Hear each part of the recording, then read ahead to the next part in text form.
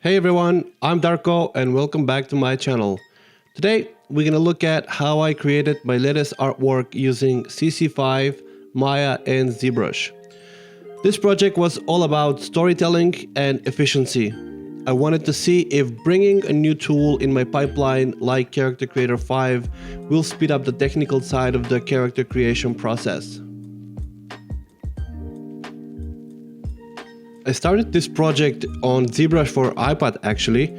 I was sketching and exploring ideas sitting comfortably on my sofa, and then after I was kind of happy with some of the initial ideas, I sent it to my desktop, and then I also exported a base mesh from CC5 and I brought everything to ZBrush for desktop to align my design and just to kind of adjust and clean up the sculpts so it will help the wrapping process back in CC5.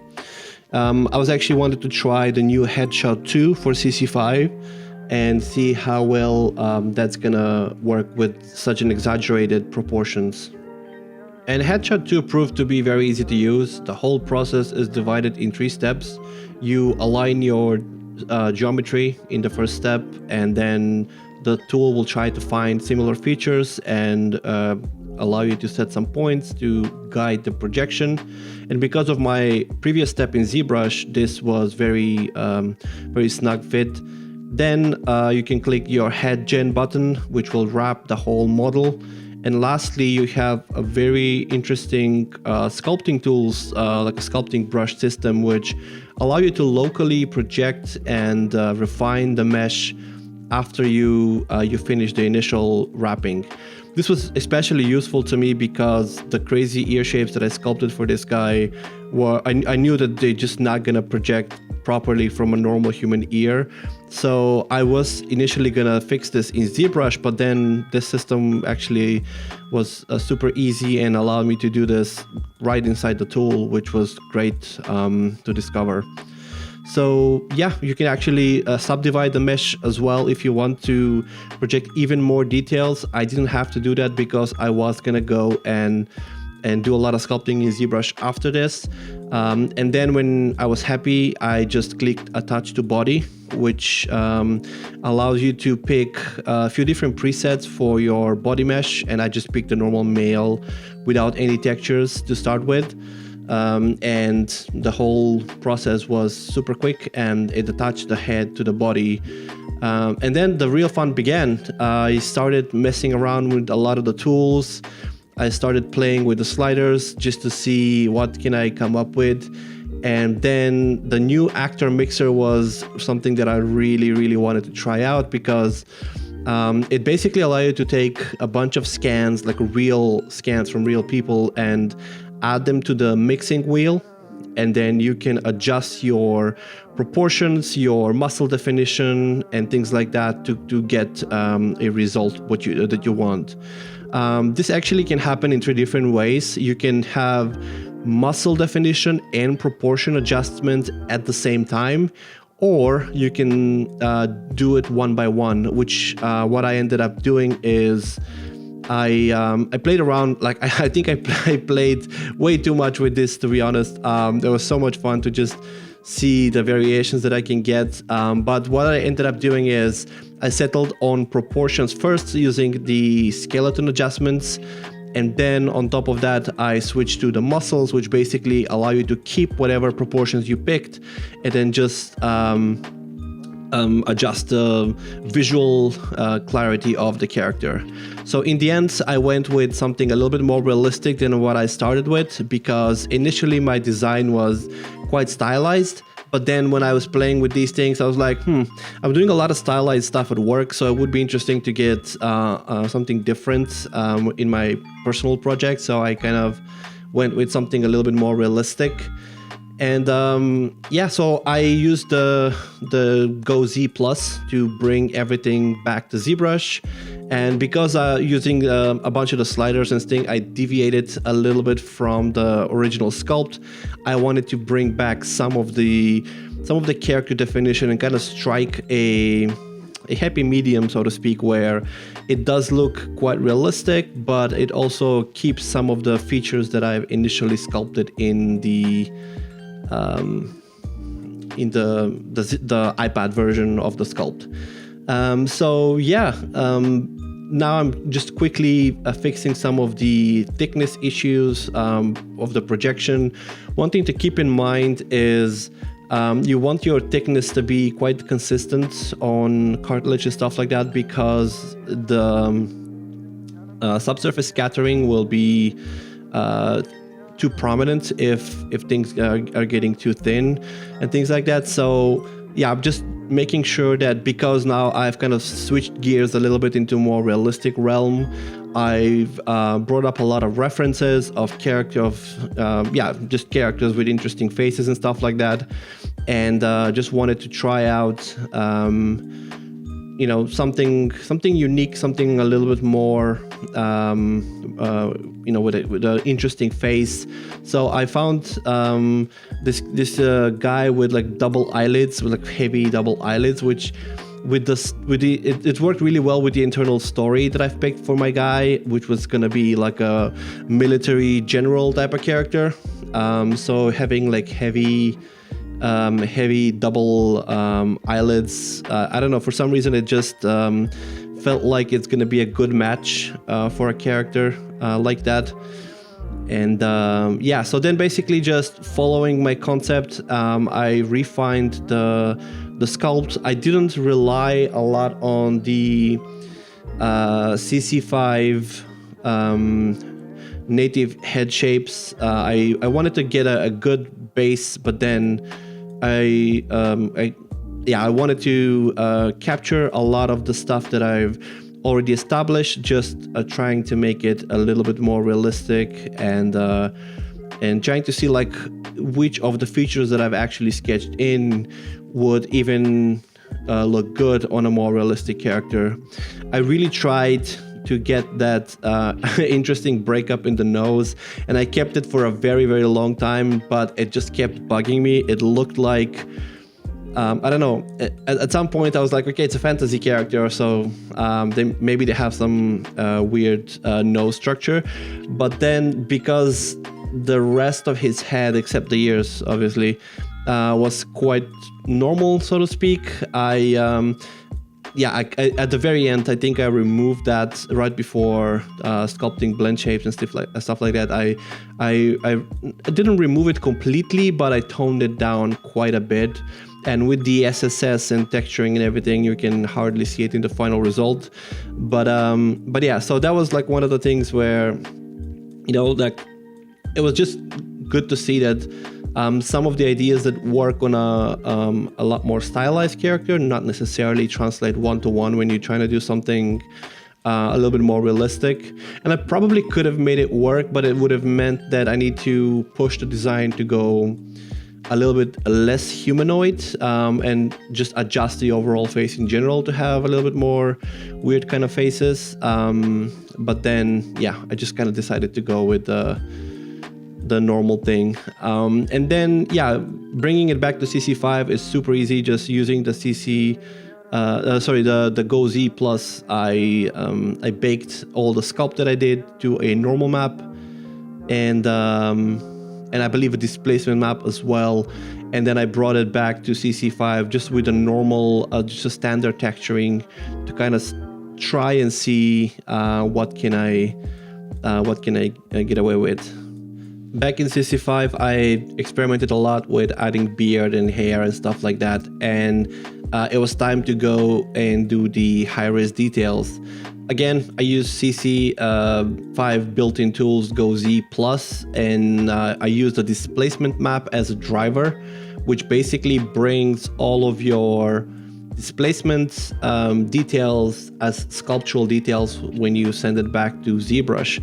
Now, important is that you need to assign your displacement maps to your shader in CC5 before you click the Go Z, because sometimes when you are starting from scratch, they are not loaded. And because I was really happy with the look of the details, but some of the pores looked a little bit generic. So what I did is I made a new layer, and I wanted like super like expressive kind of face, and I wanted some deeper wrinkles and things like that.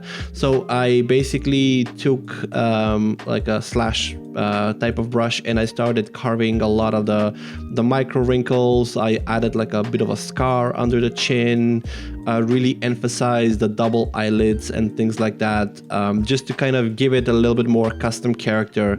I always recommend to people when they're starting from like a generic displacement or any kind of texture to spend a little bit of time and add some details. And I even went further where I lowered the intensity of the original displacement that comes from CC5, and I used displacement maps from Texturing XYZ, and I loaded them all in ZBrush, and based on the template map, I just picked the region of the map that is like best suited for the area of the face that I'm sculpting, and I started really doing custom pores and things like that. I wanted the character to have a little bit more unique kind of feeling, and one of the challenges that I wanted to give myself is to try to limit the amount of software that I used for this character. So I didn't want it to go in Substance Painter, for example. I wanted to see, can I use only ZBrush and CC5 to create this character? And I think giving yourself limitations like this is a very good way to kind of start thinking outside of the box. And I think these kind of limitations will force you to make decisions, to find new workflows and to find new solutions to the same problems you've been dealing with forever. So CC5 have some interesting tools for texturing as well. So I wanted to see if I can push ZBrush to a certain level where I was happy with the new displacement map, and then it was all about texturing and trying to bring the character even more back to life with color and things like that. So first of all, when you bring in your map from CC5, it's loaded as a texture, but you can bake it as polypaint and then just adjust it the way you would any polypaint in ZBrush. Because I used level 7 of CC5, which is like super high res, it had enough geometry to hold all the polypaint data. And one of the areas that I really wanted to fix was the ear, because the projection kept the shape pretty cool, but some of the UVs got distorted, and because of that the textures got distorted as well. So I just used a simple polypaint method to kind of fix some of the issues on the ears, and yeah, it was actually surprisingly quick. And then again, using the bridge, I sent it back to CC5, and I used Skin Gen to try and find some ways to kind of detail up the character even more. The tool itself comes with a lot of presets for acne, scars, even like wounds, like battle wounds and things like that, which for this character worked really well. The first thing I did was I tinted the texture a little bit more yellow and green, and I adjusted the overall saturation. And then I just started layering a lot of details to see how can I improve this. Like, this was actually first time me diving into this tool on like a lot deeper level, and I was surprised how far you can go just by using this tool without adjusting any of the textures manually in a tool like Painter or Mari. And yeah, I was super happy that that's even possible. When I was happy with that, it was ready to go to blend shape work. And one of the main reasons why I wanted to try CC5 for this project was because the character itself is rigged and it comes with full set of fax-based blend shapes, which just saves so much time in production. Like when I work in production as a character artist, a lot of the times we try to find all sorts of ways to save on time when doing blend shape work if possible. We try to bake it from one character to another, or trying to find all kinds of workarounds to speed things up. And this was such a such a fresh kind of approach where the tool itself will load all of the shapes in ZBrush for you, and all you had to do is pick an area that you think is not working well and just sculpt it and fix it and adjust it the way you see fit. Majority of the work on this guy was done on the chin and the double eyelids, because I had to accommodate for all the skin sliding because of the double eyelids, which is not present in the normal blend shape. And also, which is really fun, is the tool will bake a custom displacement map for every set of blend shapes, which means that when you trigger any set of blend shapes, it will not just load the correct shape you've sculpted, but it will also blend in a new displacement map on top of your already sculpted work to kind of get the details that you sculpted in ZBrush back to your mesh at render time, which was fantastic, because setting all of that up manually it's so time consuming, because setting all of that manually would require you to not just fix and sculpt all the blend shapes, but also bake displacement and normal maps separately, export them from ZBrush, get them to your rendering package, in my case Maya, and wire all of the displacements and set up the whole network so that it would trigger on a very specific blend shape. There's just so much technical work that this tool basically allow you to skip, and you can focus on the creative part. And as artists, this is basically a dream. Like you would want to be able to focus on doing the creative work and getting your expressions and everything, like the skin sliding, to work the way you want it, instead of being bogged down with technical stuff and wiring multiply divide nodes and figuring out how everything is supposed to work on a technical level. And yeah, I just went through all the expression sets, all the blend shapes that I knew that I'm gonna need for my storytelling, and I adjusted all of them. And when I was done, transferring everything back to CC5 is extremely easy. You just run the ZBrush face tools, and you can pick your resolution for every blend shape that you've sculpted, your preferred map. Do you want to do any color, displacement, normal? Any of that will get transferred and hooked up for you, so that when you go back to CC5, you can just start playing around and making expressions and stuff like that. And you can see in real time all of the work that you did, which is just absolutely phenomenal. Seeing all the skin sliding, seeing all of the wrinkles that you sculpted, all of the custom stuff just working right out of the gate is just so good. And then I imported my armor, which is I'm gonna have a separate video for, but basically I just did a super simple bind setup in CC5. I didn't do any skin adjustments because this guy was gonna receive a custom rig in Maya. And all I did was I exported an FBX, and using the current pose as my bind pose, and then I just went through the Maya setup in installing the plugin, and then just loading the FBX file, and everything just worked right out of the gate. This tool is actually very, very versatile. It can load HDRIs or lighting setups for you, so that you can start look deving just immediately. You don't have to spend any time setting things up, which is just so good, so refreshing to just have, like a plug and play type of setup where all you need to do is activate your subdivisions so that your displacement will start coming through.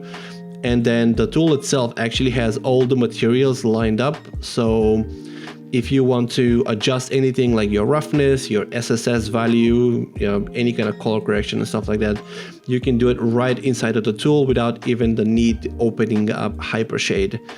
So that was just fantastic way to start working. And I did eventually did some custom setup on top of this, just because I wanted to push things further. But majority of the work was actually done just using this tool, and yeah, I just couldn't be happier, to be honest.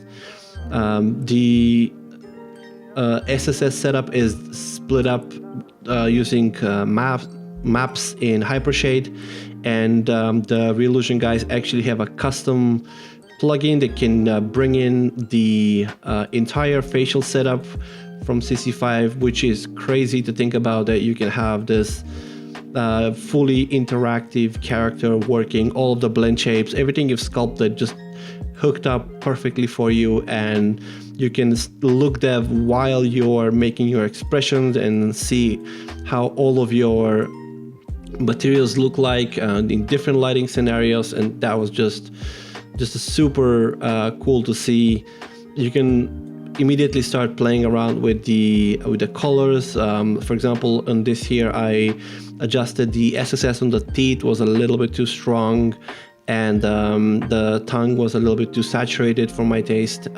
So I just adjusted it real quick. And then the same thing for the eyes. The eyes were looking a little bit dark, so I just played with the glow parameter just to kind of bring up some of the some of the life back. And also I played with a little bit of specular, the size of the pupil, the size of the iris itself, just trying to push things around. You can actually even change the color of the iris. This tool is super advanced. If you open up Hypershade, you're gonna realize that there's a custom, I believe it's an OSL type of material that they created just for this setup to work, so that everything will get hooked up perfectly. And just to kind of wrap things up, I wanted to test it out with an expression, so I just really quickly pushed things around just extreme kind of pose, just to see if everything is working correctly, if some of the displacement are breaking, if everything is connected properly. And yeah, everything was working super well. And after going through all of this, I was super happy to move to grooming, which in this video I'm gonna briefly touch on grooming, because that can be easily a video in itself. But I replaced all of the card-based groom with the proper XGen setup in Maya.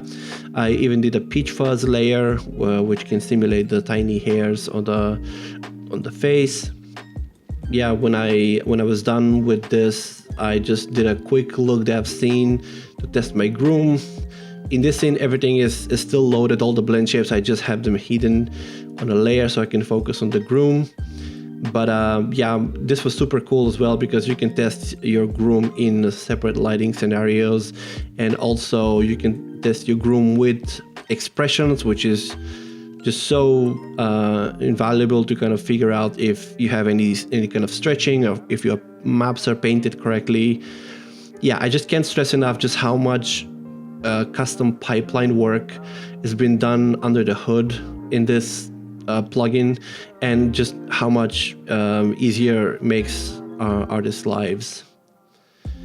Room was done. I basically brought the two rigs together, the rig for the weapons and the armor, and the rig for the character and the face, in one file along with the groom, and just basically cleaned and bind everything up. And the whole point of this was to put CC5 through the ringer, get like a close to a production example where you can have a very custom setup so that you can utilize the tools but still end up with something that works for your custom production. And yeah, I'm happy to report that everything worked flawlessly. Big shout out to Danesh, my friend, who helped me out with the rig. But when it was done, it was time to go to rendering. And because I've saved so much time on the pipeline side, I was actually able to push a lot of my storytelling.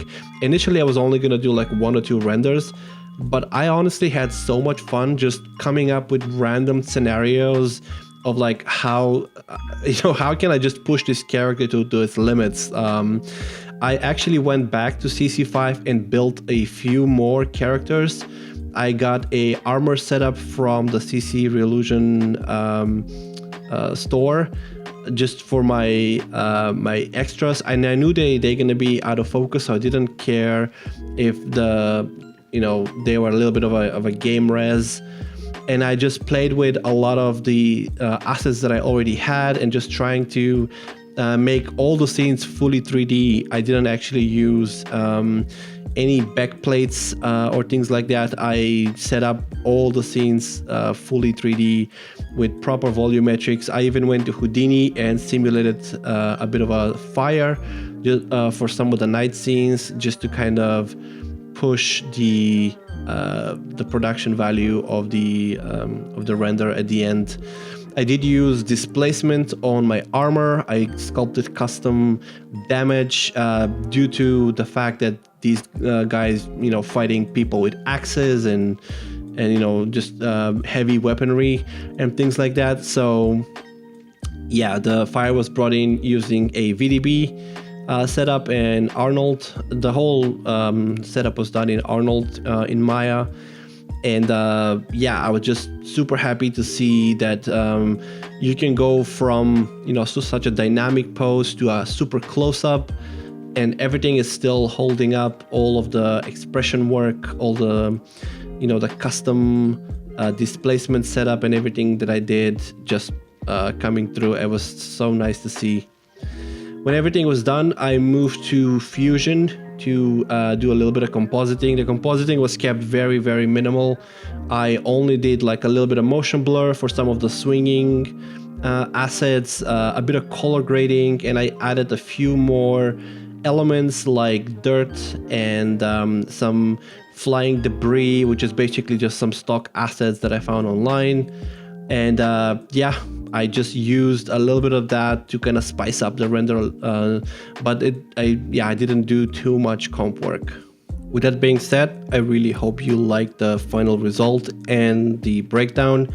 And I just wanted to reiterate that tools like CC5 enable smaller studios or even individual artists like myself to really push their production work and the final output of the project, just because of all the automation and all of the tools that usually you will find only in a bigger studio. Now it's available at your fingertips, and you can spend the majority of the time working on the craft, doing the art side of the things, while the technical side are being handled for you. And if you have any aspirations of telling your own stories, maybe doing some kind of a short film, I see CC5 as an enabler, like a tool that can basically replace a small studio with just a few individuals, or even a single person if you go through the depths of the software and learn how to use every single aspect of it. Like I've only covered like a small fraction of what CC5 can do in this project because that's what I needed to do. But if you really wanted to, you can bring in custom topology, you can do auto rigging. They have like their auto rigging tool, which will basically set up your character for the morph sliders to work in CC5. You can export all of that work once you set it up to Blender, to Unreal Engine, to Maya. Like they did an incredible job of building this support system, this pipeline where you can jump between applications and things like that. Like I've covered tools like SkinGen, but if that's not enough for you, for example, there's also a bridge to Substance Painter where you can bring in your character, do any kind of custom work, and then bring it back to Character Creator 5 to finalize everything. So for me, this project was a big test to really push CC5 and see, can I do custom sculpting? Do I have to rely on Character Creator base meshes to start my characters? And the answer is no, not at all. That's why it's so tightly integrated with tools like ZBrush, where you can start your sculpt there if you wanted to, or grab a base mesh and sculpt it from scratch, erase all the details, and save yourself a little bit of time with, wrapping and all of that stuff. But yeah, I'll be making some more videos on the modeling and maybe even texturing of the armor, perhaps the XGen. So keep an eye out on the channel in the near future. And if you made it this far, thank you for your time. Thanks for watching, and I'll catch you guys in the next one.